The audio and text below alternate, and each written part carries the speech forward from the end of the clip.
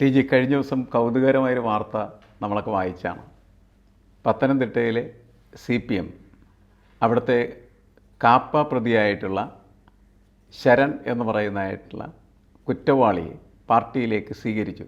വെറുതെ സ്വീകരിച്ചതല്ല, ചുവപ്പ് മാലയൊക്കെ ഇട്ട് ചെങ്കൊടി കയ്യിൽ വീണ ജോർജൊക്കെ, അതെ, വീണ ജോർജിൻ്റെ ഒക്കെ നേതൃത്വത്തിൽ, അതേപോലെ തന്നെ അവരുടെ ജില്ലാ സെക്രട്ടറിയുടെയൊക്കെ നേതൃത്വത്തിൽ നടന്ന ഒരു അരങ്ങേറ്റമായിരുന്നു. ശരിക്കും BJPയിൽ പ്രവർത്തിച്ചിരുന്ന ഒരാളും ശരൺ എന്നുള്ളതാണ് അവരെ ഇങ്ങനെ ആവേശഭരിതരാക്കി മാറ്റി. പക്ഷേ ഇപ്പോൾ 2 ദിവസം കഴിഞ്ഞതിന് ശേഷം അതിൽ വീണ്ടും കൗതുകരമായ വാർത്ത വന്നിരിക്കും. ശരണിനൊപ്പം ഉണ്ടായിരുന്നതായിട്ടുള്ള മറ്റൊരുത്തൻ കഞ്ചാവ് കേസിൽ പിടിയിലായി. പോലീസ് പിടിച്ചു, പിണറായിയുടെ പോലീസിനെ പിടിച്ച്. DYFIക്ക് അതൊട്ടും ഇഷ്ടപ്പെട്ടില്ല. DYFI പ്രതിഷേധ മാർച്ച് പോലീസ് ആസ്ഥാനത്തേക്ക് നടത്താൻ തീരുമാനിക്കുന്നു. ആ വാർത്ത പരക്കുന്നു. പിന്നീട് പല ആളുകളും ഇടപെട്ട് കാണാം, ഇതൊരു നാണം കെട്ട പരിപാടിയാണ് എന്ന് ചോദിച്ചപ്പോൾ ആ മാർച്ച് മാറ്റിവെച്ചതായിട്ടാണ് നമ്മളിപ്പോൾ അറിയുന്നത്. എന്നുവെച്ചാൽ തെറ്റ് തിരുത്തി ജനങ്ങളുടെ അടുത്ത് പോയി ജനങ്ങൾ പറയുന്നത് കേട്ട് വലിയ മഹത്തായിട്ടുള്ള പ്രസ്ഥാനമായിട്ട് തിരിച്ചു വരാൻ ആഗ്രഹിക്കുന്നതായിട്ടുള്ള പാർട്ടിയുടെ ഇപ്പോഴത്തെ അവസ്ഥ ഇതാണ്. എന്താണ് കേരളത്തിൻ്റെ രാഷ്ട്രീയം ഈ പുതിയ കാലത്ത് യഥാർത്ഥത്തിൽ പ്രസരിപ്പിക്കുന്നതെന്ന്? ഇതേ ഇങ്ങനെയൊക്കെ വരുള്ളൂ. എന്താ വെച്ചാൽ ഈ ക്രിമിനലൈസേഷൻ ഇൻ പൊളിറ്റിക്സ് 90കളിൽ തന്നെ NN വോറ കമ്മിറ്റി എന്ന് പറഞ്ഞിട്ട് വെച്ചിട്ട് എങ്ങനെ രാഷ്ട്രീയത്തിൽ ഇത്രയധികം ക്രിമിനലുകൾ വരുന്നു, ഇതായിരുന്നു വിഷയം. NN വോറ കമ്മിറ്റി റിപ്പോർട്ട് വളരെ സിമ്പിളായിട്ട് വിശേഷിപ്പിച്ചു. നിങ്ങൾ രാഷ്ട്രീയക്കാരാണ്, നിങ്ങളുടെ ഇടയിൽ പതുക്കെ സ്വാർത്ഥ ചിന്ത കൂടി വന്നു. സ്വാർത്ഥ ചിന്ത നടപ്പിലാക്കാനായിട്ട് നിങ്ങൾ ക്രിമിനൽസിനെ വാടകയ്ക്ക് എടുത്തു തുടങ്ങി. കുറച്ച് കഴിഞ്ഞപ്പോൾ ക്രിമിനൽസിന് തോന്നി, ഇവൻ്റെ വാടകക്കാരനായിട്ട് ഞാൻ പെരുമാറുന്ന എന്തിനാ, ഞാൻ തന്നെ അങ്ങ് നേരിട്ട് ഈ നടപ്പിലാക്കിയ. അങ്ങനെ ക്രിമിനൽസ് തിരഞ്ഞെടുപ്പിൽ മത്സരിക്കാൻ തുടങ്ങി. ജനങ്ങൾക്കിത് മനസ്സിലാവാറുണ്ട്, ഈ പരിപാടി എക്സിക്യൂട്ട് ചെയ്യുന്നത് ഈ ക്രിമിനലാണ്, മറ്റേ വെറുതെ നേതാവായിട്ട് നടക്കുന്ന ആളാണ്. അതുകൊണ്ട് ജനങ്ങൾ അവരുടെ കാര്യം സാധിച്ചു തരുന്ന ആളിന്, ക്രിമിനലിന് വോട്ട് ചെയ്യാൻ തുടങ്ങി. ക്രിമിനൽ ജയിക്കാൻ തുടങ്ങി. വോട്ട് ചെയ്യാൻ മാത്രമല്ല, അവരുടെ കാര്യങ്ങൾക്ക് വേണ്ടി ക്രിമിനലിനെ സമീപിക്കാനും തുടങ്ങി. അപ്പോൾ അങ്ങനെ ക്രിമിനൽസ് ഈ രംഗത്തേക്ക് വന്നു. പിന്നെ എന്തായി, ഇവരുടെ എണ്ണം കൂടി വന്നു. മേജർ ക്രിമിനൽസ് തെരഞ്ഞെടുപ്പിലും അതിലുമൊക്കെ നിൽക്കുന്നവർ, അവർ രാഷ്ട്രീയ കുപ്പായമൊക്കെ ഇടുക. മൈനർ ക്രിമിനൽസൊക്കെ ഈ പാർട്ടികളുടെയൊക്കെ ജില്ലാ കമ്മിറ്റി അവിടെ ഇവിടെയൊക്കെ കയറാൻ തുടങ്ങി. ക്രിമിനൽസ് കയറുമ്പോൾ എന്ത് സംഭവിക്കുമെന്ന് വെച്ച് കഴിഞ്ഞാൽ, കൊള്ളാവുന്ന മനുഷ്യർ ഒഴിയും. ഇവൻ്റെ ഭാര്യ ഇവനോട് പറയും, അവന്മാരൊക്കെ തല്ലിപ്പൊള്ളുക, നിങ്ങൾ പോകണ്ട. പക്ഷേ ഞാൻ ഇത്രയും കാലം ഈ രാഷ്ട്രീയത്തിൽ തേങ്ങാക്കൊല, നിങ്ങൾ സ്വന്തം ബിസിനസ് നോക്കി ജീവിക്കാൻ നോക്കുന്നു. ഇയാളെ ഭാര്യമാർ, പെങ്ങന്മാർ, അമ്മമാർ ഒക്കെ പുറകോട്ട് വരിക. നല്ല മനുഷ്യനാണ്, ഇവൻ പോയി ഇതിനകത്ത് പെട്ടുപോകും, ചീത്തയായി പോകും, കൊല്ലപ്പെടുന്നൊക്കെ അവർക്ക് പേടിയുണ്ട്. അപ്പോൾ ഇയാൾ ഇതിൽ ഉറച്ചു നിൽക്കാമെന്ന് വിചാരിച്ചാൽ പോലും ഇയാളെ വലിച്ചു മാറ്റും. ആ ഭാഗത്തും ഈ മാലാഖമാർ മടിച്ചു നിൽക്കുന്നു, അതുകൊണ്ട് ചെകുത്താൻ കയറും എന്ന് പറയുമല്ലോ. അങ്ങനെ ചെകുത്താന്മാരുടെ ഒരു സംഘാതമായിട്ട് ഇന്ത്യൻ പൊളിറ്റിക്സ് മാറി അക്രോസ് ഓൾ പാർട്ടീസ്. ഇപ്പം ഞാൻ കേരളത്തിലെ എന്തെങ്കിലും ക്രൈം നടന്നു കഴിഞ്ഞാൽ ഉടനെ അയാൾ BJP ആണ്, കോൺഗ്രസ് ആണെന്നുള്ള ഡിബേറ്റിൽ ഞാൻ അത് കൊത്താറില്ല. കാരണം irrespective of politics this happens. ഇതാരുടെയും കുറ്റമല്ല. ഇത് KPCC പ്രസിഡന്റ് സുധാകരൻ്റെ കുറ്റമല്ല, VD-സതീശൻ്റെ കുറ്റമല്ല, സുരേന്ദ്രൻ്റെ കുറ്റമല്ല, പിണറായി വിജയൻ്റെ കുറ്റമല്ല, MV ഗോവിന്ദൻ്റെ കുറ്റമല്ല. ഇവരുടെയൊക്കെ തലമുറ കഴിഞ്ഞു. ഇപ്പോൾ വന്ന് രാഷ്ട്രീയക്കാരായിട്ട് മാറുന്നത് നല്ല സാമർഥ്യവും, അടിക്കാനും കൊള്ളാനും ഒക്കെയുള്ള സാമർഥ്യം, മയക്കുമരുന്ന് കൈകാര്യം ചെയ്യാനുള്ള സാമർഥ്യം, അത് ഉപയോഗിക്കാനുള്ള സാമർഥ്യം, ഇങ്ങനെയൊക്കെ ഉള്ളവരാണ് രാഷ്ട്രീയത്തിൽ വരുന്നത്. അവരാണ് വളർന്നു വരുന്ന തലമുറ രാഷ്ട്രീയ നേതാക്കന്മാർ. ഈ പറഞ്ഞ ആൾക്കാരൊക്കെ നിസ്സഹായരാണ്. സത്യത്തിൽ ഗോവിന്ദനോട് നമ്മൾ രഹസ്യമായിട്ട് ചോദിച്ചാൽ പറയും, എനിക്കറിഞ്ഞുകൂടാ. അല്ല, പത്തനംതിട്ടയിൽ എന്താ സഖാവേ സംഭവം? എടോ, എനിക്കറിഞ്ഞുകൂടാ, എനിക്ക് മതിയായി. ഇതായിരിക്കും ഗോവിന്ദൻ്റെ സത്യസന്ധമായ ഉത്തരം. കാരണം ഗോവിന്ദന്മാരുടെ കാലം അസ്തമിച്ചിരിക്കുന്നു പാർട്ടിയിൽ.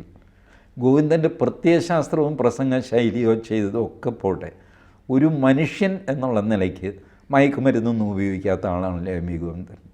നമുക്കറിയാം. മയക്കുമരുന്ന് ഉപയോഗിക്കും, ആരുടെയെങ്കിലും കാശ് മോഷ്ടിക്കുന്നു. വളരെ ആത്മാർത്ഥമായിട്ട് എങ്ങനെ ജീവിക്കുന്ന രാഷ്ട്രീയ നേതാക്കളുടെ ഒരു കാലം ഏതാണ്ട് അവസാനിച്ചുകൊണ്ടിരിക്കുക. അതാ അവരുടെ നിയന്ത്രണത്തിൽ ഇത് നിൽക്കുന്നില്ല. അപ്പോൾ ഇവന് ഇവിടെ ജില്ലാ കമ്മിറ്റിയിൽ ഇവന് സ്ഥാനം കിട്ടില്ല, ഇവൻ നേരെ പോയി BJPയിൽ ചേരും. അവിടെ അവർ ഇവിടെ ചുവപ്പ് മാല, അവിടെ കാവ്യമാല ഇട്ട് സ്വീകരിക്കും. അവിടെ പ്രശ്നമായി, ഇവൻ കള്ളനാണ്, അവിടെ ഉന്തും തള്ളുമൊക്കെ ആയി കഴിയുമ്പോൾ ഇവൻ പുറത്തിറങ്ങി. അപ്പോൾ കോൺഗ്രസ് വേറൊരു മാലയിട്ട് ഇവനെ കാരണം ഇവന് സ്വാമർത്ഥ്യമുണ്ട്, പിടിപാടുണ്ട്, പോലീസിൽ കണക്ഷൻസ് ഉണ്ട്, മയക്കുമരുന്നിൻ്റെ കമ്മീഷൻ കാശ്. പെട്ടെന്നൊരു 10 ലക്ഷം രൂപ വേണമെന്ന് പറഞ്ഞാൽ ആരുടെയിലും ഉണ്ട്, ഇവൻ്റെ ഉള്ളൂ. അപ്പോൾ 10 ലക്ഷം രൂപ വാങ്ങിച്ചു, ആ കാര്യം തീർത്ത് കഴിയുമ്പോൾ ഈ നേതാവ് പിന്നെ അവൻ്റെ പോക്കറ്റിലായില്ലേ. അവൻ പറയും, കാശിന് ഞാൻ വേണം, ഇപ്പം ജില്ലാ കമ്മിറ്റി വന്നു കഴിയുമ്പോൾ ഞാനില്ല എന്ന് പറയുമ്പോൾ പ്രശ്നമാകും. അവസാനം നേതാവ് കീഴടങ്ങും. നിനക്ക് എന്താ വേണ്ടേ പറ, എന്നെ ജില്ലാ സെക്രട്ടറി ആക്കണം, അവനെ ആക്കും. ഇവരെല്ലാം കൂടെ മുറുമുറുക്കും, പത്രത്തിൽ വാർത്ത വരും. പക്ഷെ നേതാവിനൊന്നും ചെയ്യാൻ പറ്റില്ല. നേതാവിനോട് MP ഗോവിന്ദൻ വിളിച്ചു നോക്കി, എന്താണ് ഈ കാണിക്കുന്നത് സഖാവേ, ഇതാണ് സിറ്റുവേഷൻ, എന്ത് ചെയ്യണം, ഞാനിതെല്ലാം കൂടെ പുറത്ത് പറയണോ, എനിക്ക് ചത്താ മതി എന്നായിട്ടുണ്ട്.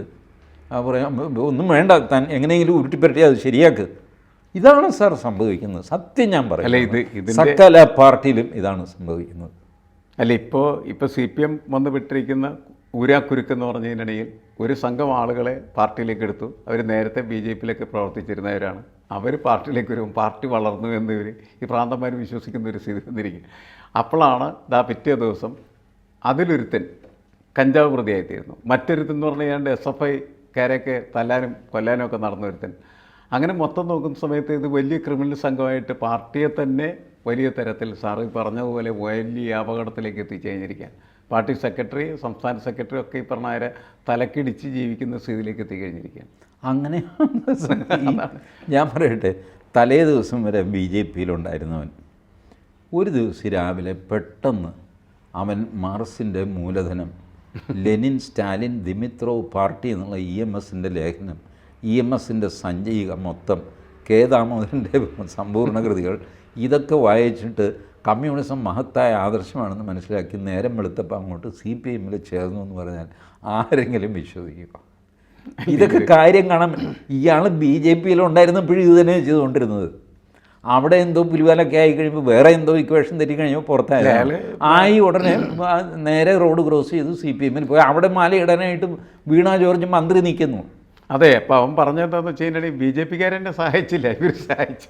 എന്ന് വെച്ചാൽ ക്രിമിനൽ പ്രോസസ്സിന് CPMൻ്റെ സഹായം കൊണ്ട് ഞാനതുകൊണ്ട് അങ്ങോട്ട് ചേർന്ന് എന്ന് പറയാം. അങ്ങനെ സത്യം വിളിച്ചു പറയാം. ഞാൻ നോക്കിയിട്ട് അയാളാണ് ഏറ്റവും സത്യസന്ധൻ കൂട്ടത്തിൽ. എന്നെ പോലീസ് കേസ് വന്നപ്പോൾ എന്നെ BJP സഹായിച്ചില്ല, CPM സഹായിച്ചു, ഞാൻ CPMൻ്റെ കൂടെ പോകും. അതുകൊണ്ട് സത്യസന്ധമാണ്, ഒരു തർക്കമില്ലാത്ത കാര്യമാണ്. പക്ഷേ പ്രശ്നം എന്താണെന്ന് വെച്ചാൽ ഇയാൾക്കെതിരെ എടുത്ത എല്ലാ കേസുകളും തെറ്റായിട്ടുള്ള കേസുകളായിരുന്ന കള്ളക്കേസുകളാണെന്ന് പറയുന്നത് CPM ആണ്. CPMൻ്റെ ഗവൺമെൻറ് എടുത്ത കേസുകളാണ്. അങ്ങനെ ഞാൻ പറയുന്നത് വളരെ അയുക്തിയമായി സംസാരിക്കുന്നതായിട്ടുള്ള കുറേ പാർട്ടിക്കാരും അതേപോലെ തന്നെ സമൂഹവും അങ്ങനത്തെ ഒരു കണ്ടീഷനൊക്കെ നമ്മൾ എത്തിയിരിക്കുകയാണ് ചെയ്യുന്നത്. എന്ത് ചെയ്യുന്നു? ഇതിൻ്റെ കാര്യം എന്താണെന്ന് പറയുന്നത്, ഞാൻ വലിയ തത്വന്യായമൊക്കെ പറയും. പക്ഷേ എനിക്കൊരാവശ്യം വന്നു. Service rule, promotion rule, transfer റൂളൊക്കെ തെറ്റിച്ചിട്ട് എനിക്കൊരു ട്രാൻസ്ഫർ വേണം, എൻ്റെ കുടുംബത്തിൽ അത്യാവശ്യമാണ്, എങ്ങനെയെങ്കിലും ചെയ്തു തരണം. ഞാൻ സൂത്രത്തിന് പേഴ്സനെ വന്ന് കാണുന്നു. പേഴ്സൺ പറഞ്ഞു, ഇച്ചിരി പ്രയാസമാണ്, നോക്കാം, പക്ഷേ ഒരു കുറച്ച് കാശ് പാർട്ടി, ഞാൻ കാശൊന്നും എടുക്കാറില്ല, പാർട്ടിയുടെ ആവശ്യത്തിനാണ്. അവർക്ക് എത്രയും അതൊരു 5 ലക്ഷം രൂപ വാങ്ങി. 5 ലക്ഷം രൂപ വാങ്ങിച്ചു, എൻ്റെ ട്രാൻസ്ഫർ സാധിച്ചു. പിന്നെ ജീവിതകാലം എനിക്ക് അഴിമതിക്കെതിരെ സംസാരിക്കാനുള്ള നാക്കില്ലാതെ പോകും. അഴിമതി വിരുദ്ധ ഇത് നടക്കുമ്പോൾ മോഹൻദാസ് വരുന്നില്ലേ, നിങ്ങൾ നടന്നു, ഞാൻ പുറകെ വരാം, ഞാൻ പോവില്ല. കാരണം ഞാനിത് ചെയ്തിട്ടിരിക്കുകയാണ്. അപ്പോൾ ഇന്ന് വൈകുന്നേരം വലിയ സമ്മേളനമാണ് ടൗൺ ഹാളിൽ. നമ്മുടെ TG മോഹൻദാസൊക്കെ വരുന്നുണ്ട്. ഇന്ന് പേഴ്സിൻ്റെ അടുത്ത് വരും. പറയും, TG മോഹൻദാസ് വരാൻ പ്രയാസമാണ്, നോക്ക്. കാരണം പേഴ്സിന് അറിയാം ഇയാൾ വന്ന് എനിക്കെതിരെ പ്രസംഗിക്കില്ല. കാരണം നമ്മൾ ചെയ്ത ഡീല് നമുക്കറിയാമല്ലോ. എൻ്റെ നാക്ക് പൊങ്ങില്ല പേഴ്സിന് എഴുതി. നാക്ക് പൊങ്ങുകയാണെങ്കിൽ നോക്കട്ടെ എന്ന് പറഞ്ഞിട്ട് പുഞ്ചിരിയോടെ പേഴ്സൺ വെയിറ്റ് ചെയ്യും. മോഹൻദാസ് വരില്ല. ഇത് 50% of our people, common public, is involved in corruption somewhere. ഒന്നിൽ പുറമ്പോക്ക് കയ്യേറും, കോർപ്പറേഷൻ്റെ ഭൂമി വേലി മാറ്റി മതിൽ കെട്ടുമ്പോൾ ഒരല്പം മാന്തി ഇങ്ങോട്ടെടുത്ത് ഒരടി മതിലൊക്കെ ഇങ്ങനെ നടക്കുകയാണ് ആ ചെയ്യുന്നത്. മതിൽ നടക്കും. ഓട ചെറുതായി ചെറുതായി ഓവുചാലായിട്ട് മാറും. വലിയ ഓടയൊക്കെ ചെറുതായി ഇതൊക്കെ ആൾക്കാർ കയ്യേറുന്നതല്ലേ. അപ്പോൾ ഈ ആളുകൾ പുണ്യവാളന്മാരല്ലാത്തപ്പോൾ നേതാക്കന്മാർ പുണ്യവാളന്മാരാകുമോ, പ്രവർത്തകർ പുണ്യവാളന്മാരാകുമോ? ഒന്നും സംഭവിക്കില്ല. പക്ഷേ പ്രശ്നം എന്താണെന്ന് വെച്ചാൽ ഒരു 50% ആളുകൾ എങ്കിലും സത്യസന്ധമായി ജീവിക്കുന്ന ആളുകളുണ്ടല്ലോ, ഉണ്ട്. അവരുടെ ഒരു സ്ഥിതി വളരെ പരിതാപകരമാണ്.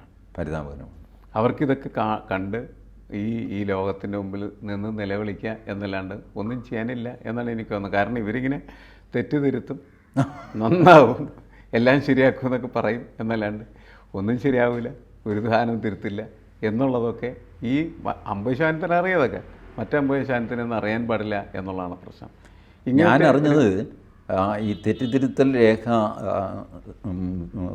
കൂട്ടി വയ്ക്കുന്ന ഗോഡൗൺ AKG സെൻറ്ററിൽ നിറഞ്ഞു കഴിഞ്ഞു. ഇപ്പോൾ വാടകയ്ക്ക് വേറെ ഷെഡ് എടുക്കേണ്ട ഗതികളിലാണ്. അടുത്ത രേഖ അട്ടിയിട്ട് വെക്കേണ്ടത്. അതിന് നമുക്കിത് എന്ത് സംഭവിക്കുന്നു കാത്തിരുന്ന് കാണാം. കൂടുതൽ വാർത്തകളും വിശേഷങ്ങളും നിങ്ങളിലേക്ക് എത്താൻ ABC മലയാളം സബ്സ്ക്രൈബ് ചെയ്യുക, ബെൽ ബട്ടണും അമർത്തുക.